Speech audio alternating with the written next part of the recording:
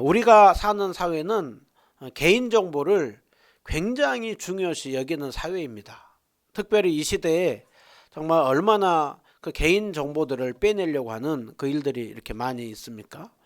그래서 우리는 개인정보를 굉장히 중요시 여기고요. 또 함부로 우리의 이름을 누군가가 도용하거나 누군가가 함부로 우리의 이름을 쉽게 또 취급하고 하면 우리는 굉장히 그것을 기분 나빠합니다. 근데 그것을 기분 나빠하는 정도가 아니라 때로는 법적 이렇게 조치를 취합니다. 그래서 남의 이름을 훼손하였을 때에는 명예훼손죄로 우리가 고발을 하기도 하고, 남의 이름을 함부로 이용했을 때에는 명의도용죄로 그렇게 얘기하기도 합니다. 그렇게 우리는 우리 이름을 굉장히 귀하게 여기죠. 무엇 때문에 그렇습니까? 이름이 곧 우리 자신이기 때문에 그런 것이죠.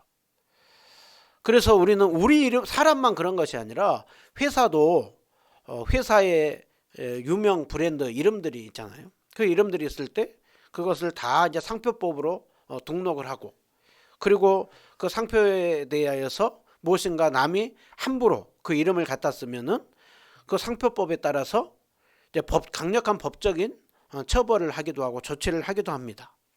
그러니까 사람도 그렇고 회사도 그렇고 자기의 이름들을 굉장히 중요시 여기고 때로는 법적 조치도 취한다는 거. 하물며 우리가 믿는 하나님은 우리의 이름을, 하나님의 이름을 얼마나 그렇게 귀하게 여기는지 우리는 성경에서 말씀을 하고 있는 것이죠. 여러분, 하나님은 가장 존귀하며 가장 높으신 분이십니다. 우리가 찬양했던 것처럼 하나님은 모든 이름 위에 뛰어난 이름입니다. 그렇기 때문에 우리가 그 하나님을 가볍게 여기거나 잘못 사용할 때 그것은 큰 죄가 된다. 그것을 말씀을 하고 있는 것이죠. 오늘 상계명은 바로 이 부분에 대하여서 말씀을 하고 있습니다.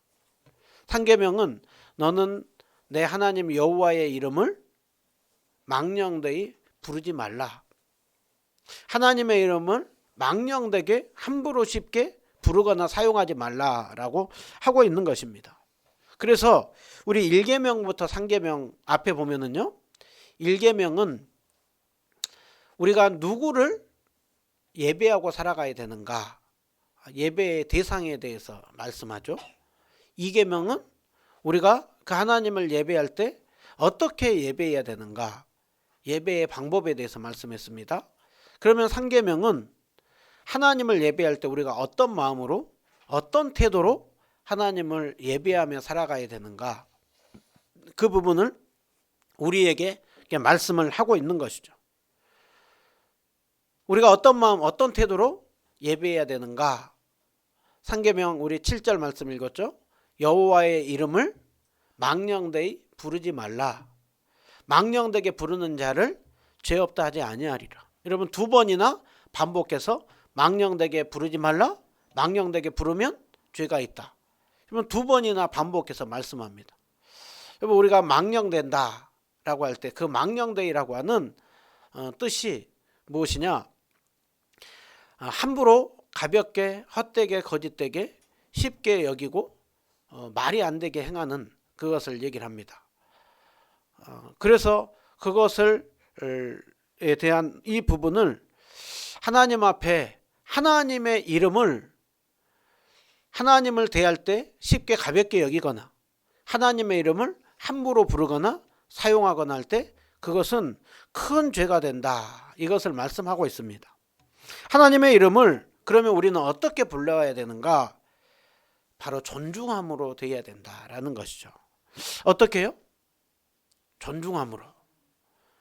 그거에 대하여서 우리가 옛날 어른들이, 우리 옛날 어르신들이 이름에 대하여서 굉장히 귀하게 여기는 그 부분을 보면 우리는 이해가 잘 되죠. 특별히 우리 한국은 굉장히 예의 도덕을 중시한 사회죠.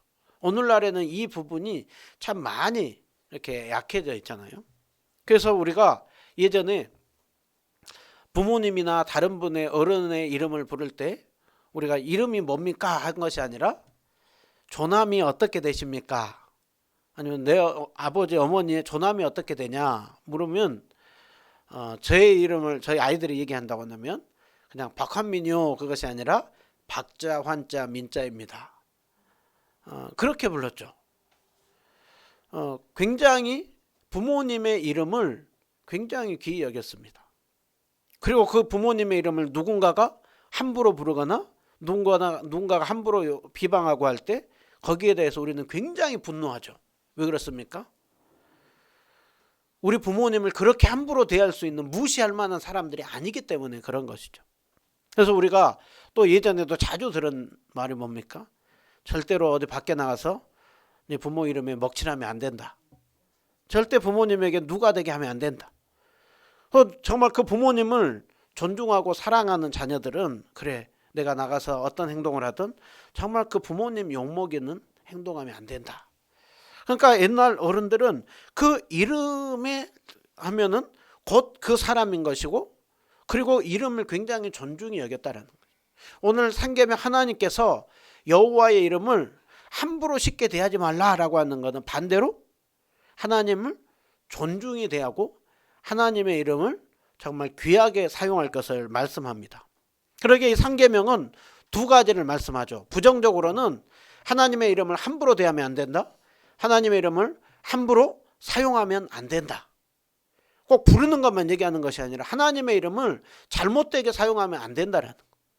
반대로 긍정적인 측면은 하나님을 존중히 여겨야 되며 하나님을 경외하는 태도로 이름을 부르고 높이는 삶을 살아라. 그것을 말씀하고 있습니다. 그것을 어겼을 때 하나님께서 오늘 망령되게 행하는 이 부분에 대하여서 죄 없다 하지 아니하리라. 다른 계명들도 다 하나님 말씀 지키지 않으면 죄가 되는데 특별히 이 상계명에서 하나님의 이름을 죄 없다 하지 아니하리라 라고 하는 것은 왜 하나님께서 이 부분을 강력하게 경고할까요?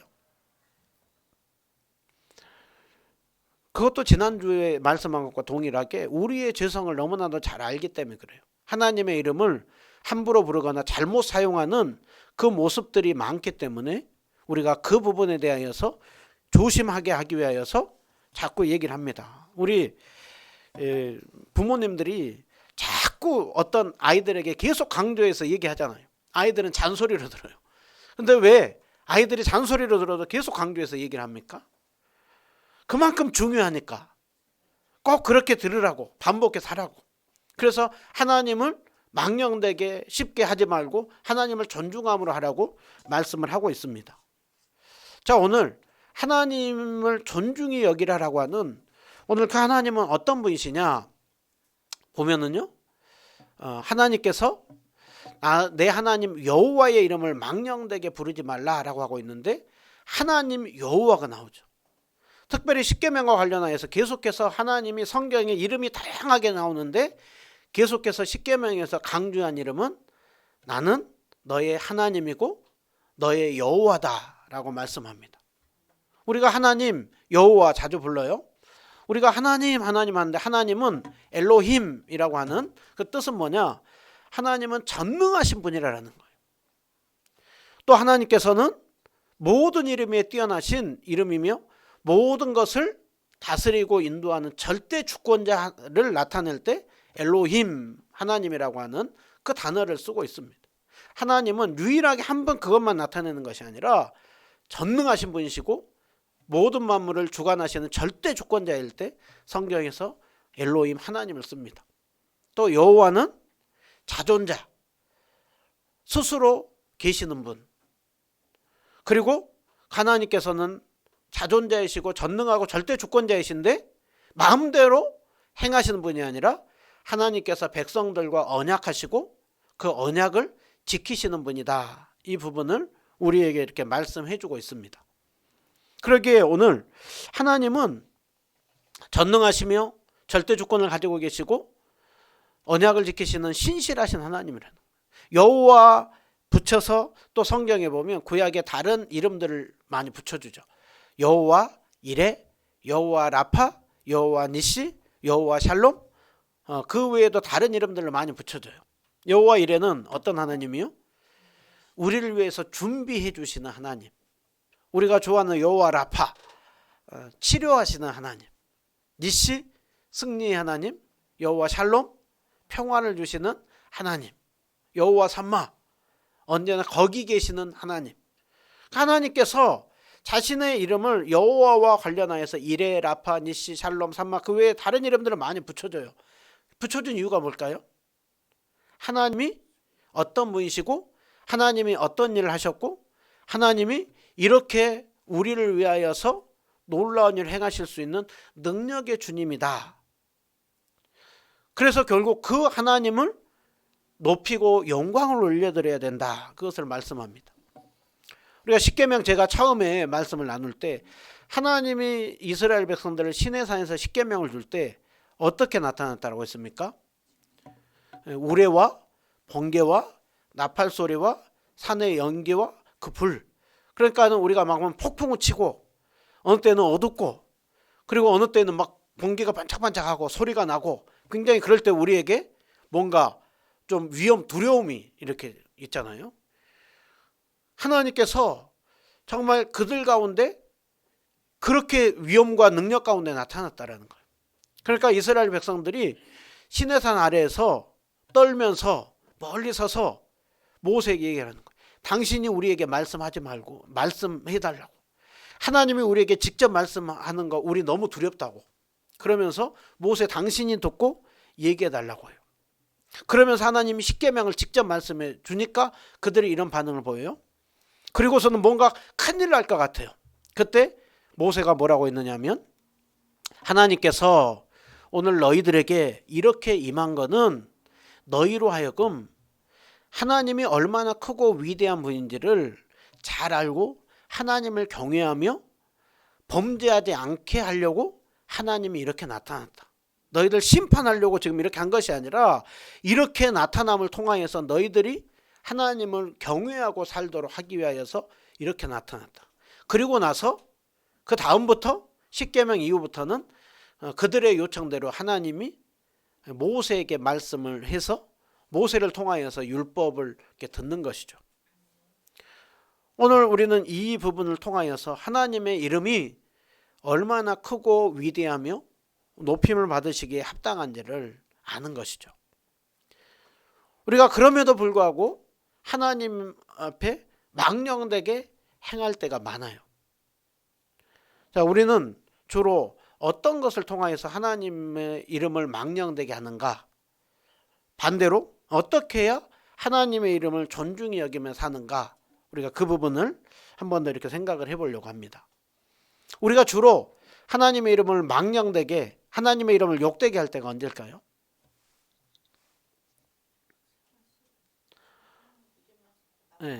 여러 가지가 있겠지만 먼저 우리가 주로 많이 공통적으로 범하는 잘못 중에 하나가 하나님의 이름을 의미 없이 자주 부를 때예요. 하나님의 이름을 부르되 어떻게 부른다고요? 의미 없이. 하나님의 이름을 자주 부르는 건 너무 좋은 거예요. 주님, 아버지 너무 좋은 거예요. 그런데 아이고 주여, 아이고 주여. 그렇게 하는 게 잘못하면 이 부분이 아이고 하나님, 아이고 주여, 이 부분이 잘못하면 한숨이 될 수가 있는 거예요. 우리가 주여 주여 하는 거 좋은 거예요. 그런데 아이고 주여, 아이고 주여 이것이 습관이 돼서 의미 없이 부르는 것, 우리 잘못하면 하나님의 이름을 의미 없이 부를 수가 있는 거예요. 우리가 또 자주 하는 것이 할렐루야 아멘 하죠. 여러분 할렐루야 아멘 이거 좋은 거예요. 근데 할렐루야 이거 잘못하면 할렐루야가 안녕하세요로 우리가 잘못하면 이해를 할 수가 있어요. 여러분 할렐루야 뜻이 뭡니까? 할렐루야는 안녕하세요가 아니라 여호와를 찬양합시다요. 아멘 했을 때는 우리 그 주님을 찬양합시다. 그런데 할렐루야 아멘 안녕하세요 예 이렇게 하면 안 되는 거예요. 그래서 저도 이 부분을 보면서 할렐루야 이 의미도 더 잘 알고 사용해야 되는구나. 우리가 주님 하는 거 좋습니다. 그런데 아이고 주여, 아이고 주여 이렇게 한숨 쉬듯이 이렇게 의미 없이 부를 때 우리도 모르게 하나님을 존중히 여기는 이 마음들이 약해질 수가 있는 거예요. 그래서 우리가 주님의 이름을 부를 때 정말로 의미 있게 정말 생각하면서 불러야 됩니다. 또 우리가 자주 범하는 죄가 뭐겠습니까? 자주 거짓 예언자들처럼 하는 거예요. 어떤 자기의 뜻에 하나님의 뜻을 갖다 붙이는 거예요. 거짓 예언자들의 특징이 뭐였었습니까? 자기가 말하고 싶은 건 얘기하면서 하나님이 나한테 말하라고 했다고 하는 그것이 거짓 예언자들이었어요. 참 예언자와 거짓 예언자는, 참 예언자는 하나님의 말씀을 하나님께서 들려줬을 때 하는 게 참 예언자였어요. 거짓 예언자는 마치 자기 얘기를 하나님이 해준 것처럼 얘기를 하는 거예요. 그런데 우리가 꼭 예언까지는 아니지만 우리가 어떤 뜻의 얘기를 하면서 그것을 마치 하나님 뜻으로 얘기를 하는 것처럼 여길 때가 많은 거예요. 그래서 우리가 기도하는 가운데 어떤 마음이 들었을 때, 내가 기도하는데 나에게 어떤 이런 마음이 들었어, 하나님이 주시는 좀 이런 마음이 들었어, 그거랑 네가 기도하는데 하나님이 이렇게 얘기했다고, 하나님이 나한테 이런 생각을 넣어줬다고 하는 이런 부분들 조심해야 됩니다. 하나님의 뜻과 우리의 뜻이 자꾸 우리가 뭔가를 가지고 얘기를 하고 기도하고 생각하고 하다 보면 마치 하나님이 그렇게 말씀하시는 것 같아요. 그러면은 그것을 가지고 다른 사람에게 얘기할 때가 많죠. 하나님이 나한테 이렇게 하라고 했어. 하나님이 기도하는데 이렇게, 하나님이 그러는데 당신 이렇게 해야 돼 라고 하는 그 속에 하나님의 이름을 망령되게 하는 것들이 많아요. 특별히 한국 사회에, 세계적으로도 그렇지만 한국 사회에 보면 주로 우리가 많이 이 부분을 얘기를 하는 것이 뭐냐면 정치적인 내용들을 얘기를 하면서 거기에 대해서 자꾸 하나님의 뜻으로 생각할 때가 이렇게 많은 거예요. 자, 우리가 보면 주로 목회자들이 이 부분에 있어서 먼저 정말 조심해야 됩니다. 한국에 보면 좌파 우파가 있잖아요.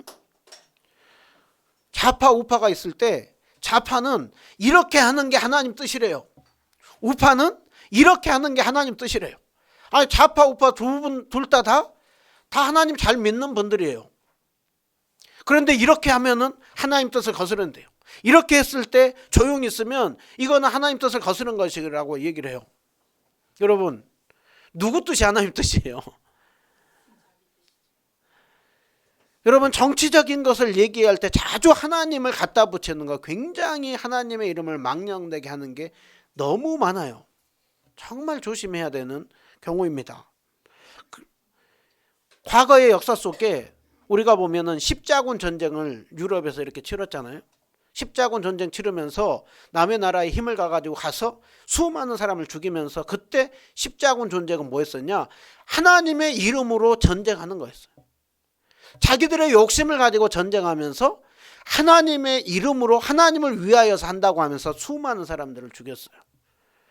예전에 노예 무역상을 하면서 하나님의 이름으로 노예 무역상을 했어요. 특별히 아프리카의 인종차별을 지금도 보면 하나님의 이름으로 함부로 대하면서 그것을 인종차별하면서 하나님의 이름을 갖다 붙여요.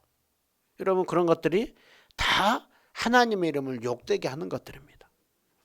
그러기에 우리는 이 시대에 정말 조심해야 돼요. 특별히 정치적인 거기에 하나님의 이름을 갖다 붙이고 이렇게 하는 게 하나님 뜻이고 이렇게 하는 거는 다 잘못된 것이다 라고 했을 때 우리도 모르게 하나님의 이름을 굉장히 욕되게 하는 거예요. 굉장히 조심해야 됩니다. 우리가 보면 정치하는 우리 장로님들, 정치하는 우리 집사님들, 정치하는 그리스도인들 뽑아야 되지 않겠느냐라고 하면서 그렇게 교회 이름으로 나가가지고 하고 그렇게 하는 이런 부분들도 굉장히 조심해야 되는 거예요. 정치와 종교를 잘 구별할 줄 알아야 돼요.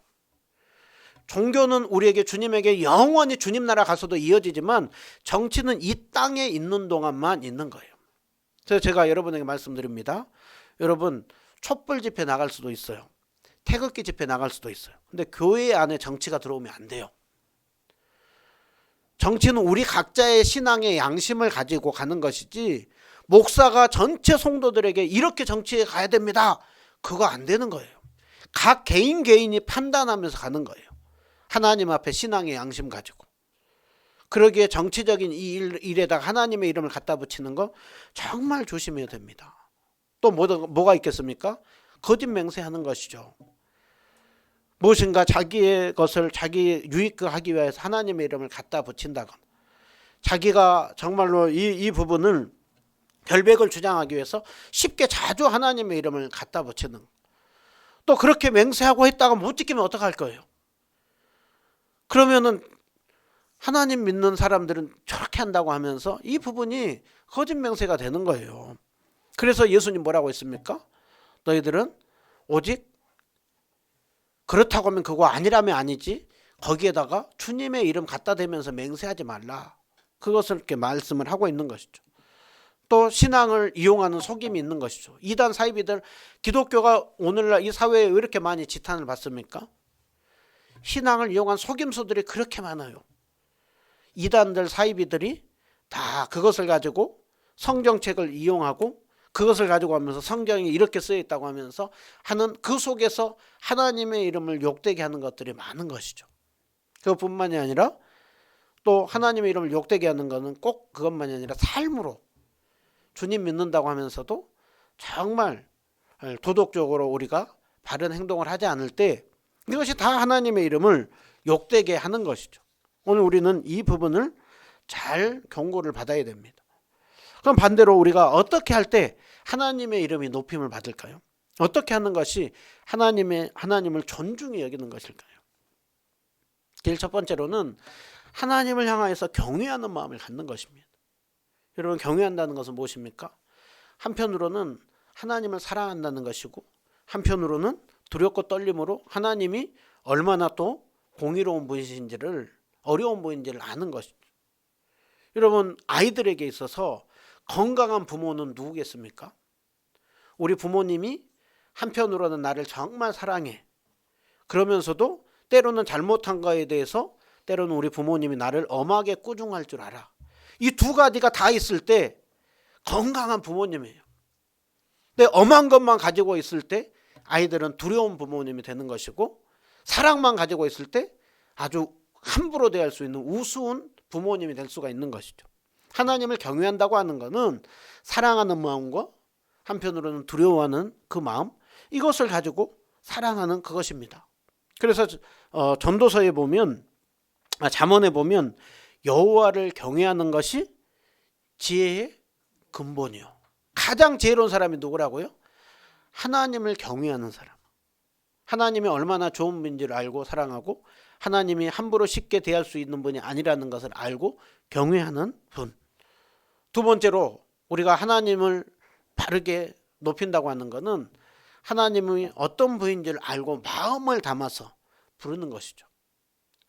우리가 부모님의 이름을 부를 때 그냥 단순히 박자, 환자, 민자가 아니라 정말로 부모님이 누군지를 알고 이렇게 마음을 담아서 부르듯이 하나님의 이름을 마음을 담아서 부르고 하나님이 누군지를 알고 의지하면서 살아가는 것, 그것이 하나님을 경외하는 그 모습이죠.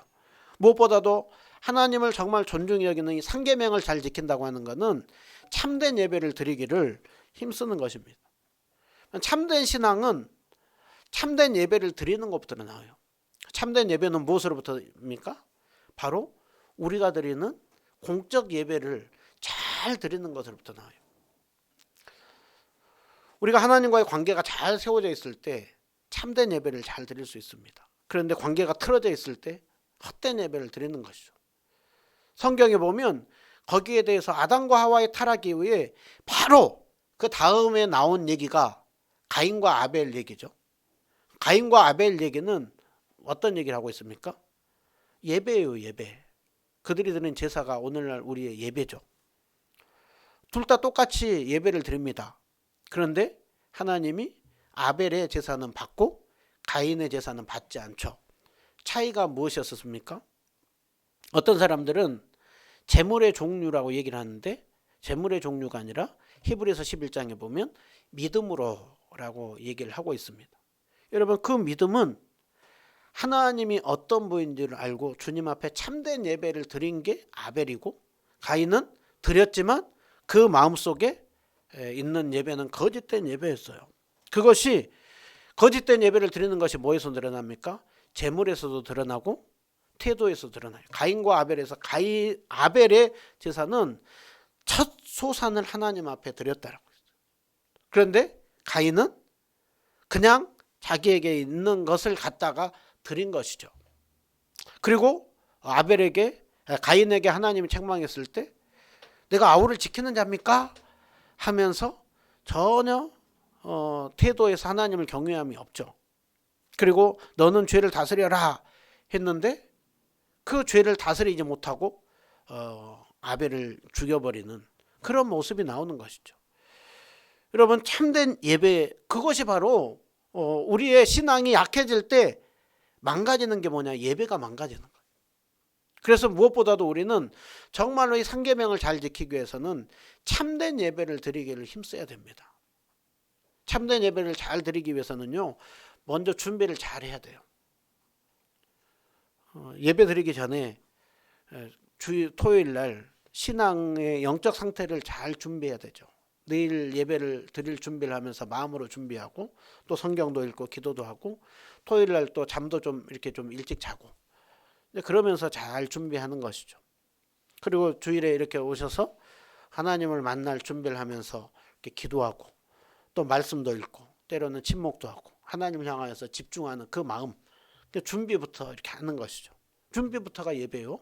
또 예배 때에는 우리가 찬양을 할 때, 우리가 기도를 할 때, 말씀을 들을 때 정말로 사모함으로 하나님께서 친히 오늘 만남으로, 예배의 성공은 하나님의 예배는 만남이에요. 만남. 예배 드리고 왔는데 아무 일 없다. 그거는 하나님 앞에서 우리가 돌아봐야 돼요. 우리가 누군가를 만나잖아요. 누군가를 만나고 났는데 만나기 전과 아무 영향이 없다. 그러면 만났는데 헛만난 거예요. 우리가 누군가가 깊이 있게 만났다라고 하는데 만나고 난 이후에 이게 변화가 있잖아요. 그래서 예배 가운데에서 우리는 만남이 있어야 돼요. 하나님과의 만남. 그래서 예배 전에는 이런저런 걱정 때문에 왔다가도, 이런저런 마음에 딱딱한 마음 가지고 왔다가도, 또 이런저런 걱정 가지고 왔다가도 예배 드리고 나서는 정말 하나님이 계시구나. 하나님이 인도해 주시겠구나. 더욱더 하나님 의지해야 되겠구나. 이런 예배 가운데 우리의 생각과 마음의 변화가 있어야 돼요. 그 예배를 드리고 난 이후에는 이제 그리고 나는 일주일 동안 내 마음대로 사는 것이 아니라 삶의 예배로 이어지는 것이죠. 그러면 삶의 예배로 이어지는 속에서 하나님의 이름을 높이는. 그래서 상계명을 잘 지키는 것은 이제 삶의 예배까지 나가는 거예요. 삶 속에서 하나님의 이름이 높임을 받도록 힘쓰는 것. 우리가 어떤 생각을 하든 말을 하든 행동을 하든 조심하는 거예요. 그래서 우리는 늘 삶 속에서 하나님의 이름이 높임을 받도록 하는 여기까지 나가는 것이 상계명입니다. 우리가 잘 아는 유명한 알렉산더 대왕이 있잖아요. 알렉산더 대왕이 어느 날 그 일화가 몇 가지가 있는데 그 일화 중에 하나가 어느 날 어떤 병사가 그 못된 행동을 하고 있는 그 병사가 있다는 소리를 듣고 알렉산더가 부른 거예요. 그 병사를 불러가지고 네 이름이 뭐냐? 그랬더니 제 이름도 알렉산더인데요. 그러더래요. 알렉산더 대왕에게 왔는데 그 병사 이름도 알렉산더래요. 알렉산더가 자기 이름과 동명인 사람이 와가지고 알렉산더라는 얘기를 듣고 버럭 화를 냈대요. 버럭 화를 내면서 네 이름도 알렉산더라고? 그러면 당장 네 이름을 바꾸든지 아니면 네 행동을 바꾸든지 둘 중에 하나를 해라. 네가 어떻게 나하고 똑같은 이름을 쓰면서 알렉산더 이름을 가지고 있으면서 네가 그따위로 행동을 하냐? 그렇게 계속 행동할 거면 네 이름 바꾸라. 다른 이름으로. 아니면은 알렉산더는 네 이름을 계속 쓰되 아니면 네 행동을 바꾸든지.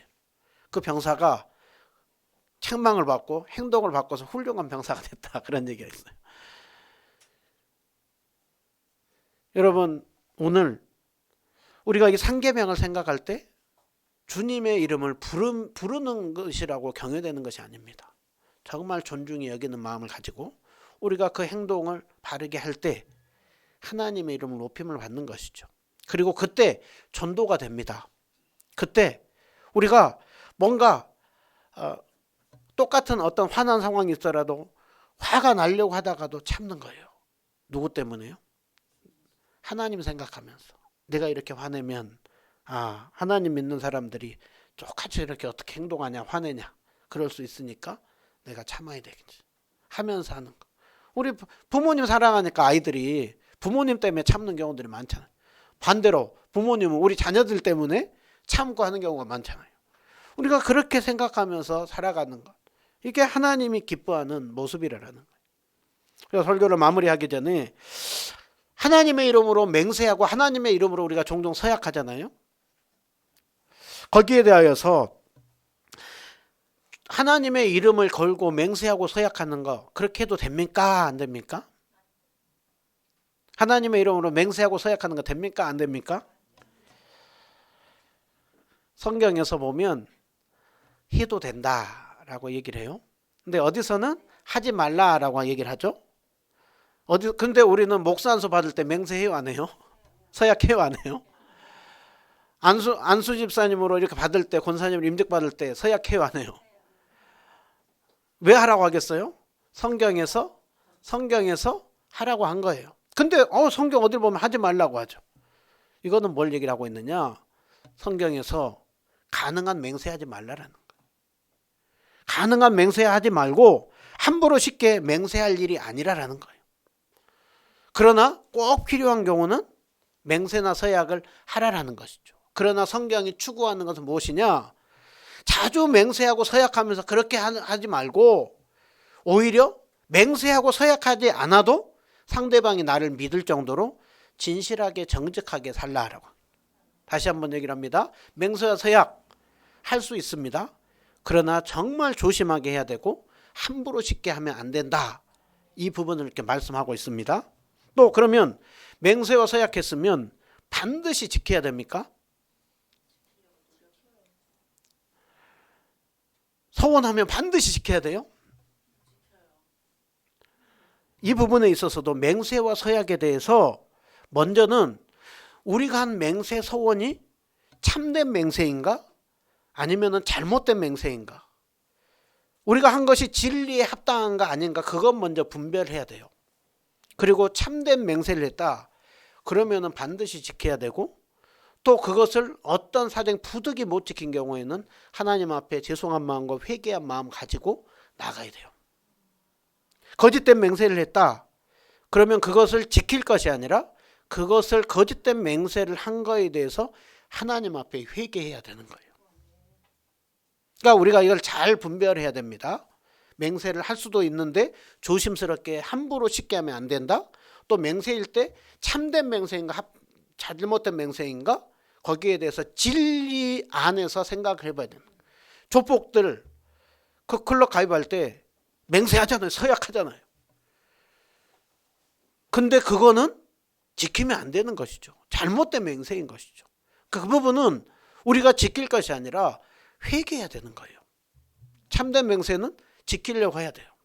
그리고 부득이 못 지킬 상황이 됐을 때는 그것을 못 지키는 상황에 대해서 안타까워하고 회개하는 이 마음. 그러나 어떤 것을 하든지 내가 이렇게 하는 것이 하나님이 보시기에 합당한 것인가 아닌가를 생각하면서 행동하는 것. 그거 주님이 기뻐합니다. 그렇기 때문에 우리가 맹세를 너무 가볍게 취급해서 안 되고 맹세에 너무 매여서도 안 돼요. 네가 맹세했으니 네가 서운하지 않았냐 하면서 할 때 그거는 하나님 앞에서 우리가 계산받을 일이지 목회자가 예를 들면 네가 서운하고 맹세했으니 반드시 지켜라라고 했을 때 그걸 잘못하면 협박 아닌 협박이 되는 거예요. 그렇기 때문에 우리는 하나님은 우리에게 진리 안에서 살아가라고 하지 진리를 벗어나서 우리에게 과도한 충성 맹세를 요구하지 않습니다. 우리가 마지막으로 결론을 맺습니다. 제가 정말 좋아하는 말씀인데요. 하나님께서 이렇게 말씀하죠. 나를 존중히 여기는 자를 내가 존중히 여길 것이고 나를 멸시하는 자를 내가 경멸하리라. 이 말씀은 언제 나왔느냐? 그 아론의 엘리의 두 아들이 홈니와 비느하스가 하나님 앞에 잘못된 예배를 드렸어요. 반면에 사무엘은 하나님을 잘 섬겼어요. 그때 제사장이었던 엘리의 두 아들 홈니와 비느하스를 하나님이 그렇게 심판을 하는 것이죠. 그리고서는 사무엘은 하나님께서 존귀 여겨줬습니다.